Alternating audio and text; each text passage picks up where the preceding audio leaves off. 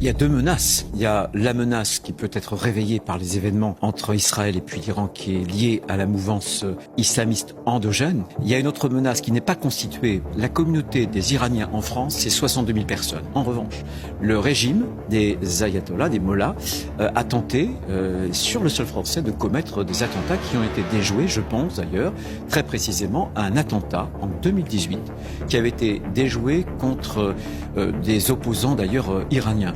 18 juin 2025, 11h31 sur CNews, que nous disait Bruno Retailleau? Que le danger, cette fois-ci, c'est l'Iran.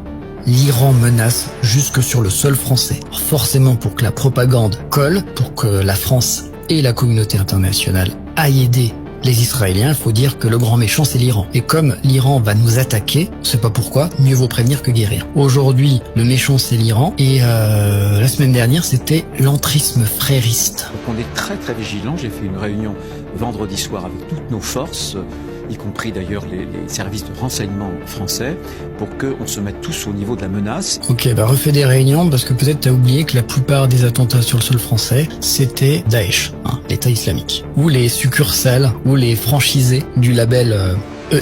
Le 26 mai 2025, il expliquait que la menace contre la nation française, c'était l'entrisme des frères musulmans. On va écouter quelques secondes de son intervention. Il précisait ces mesures contre l'entrisme des frères musulmans. Et là, on va voir l'entrisme des chiites, des ayatollahs de l'Iran. Ce sont des pays musulmans qui ont interdit les frères musulmans, leurs organisations.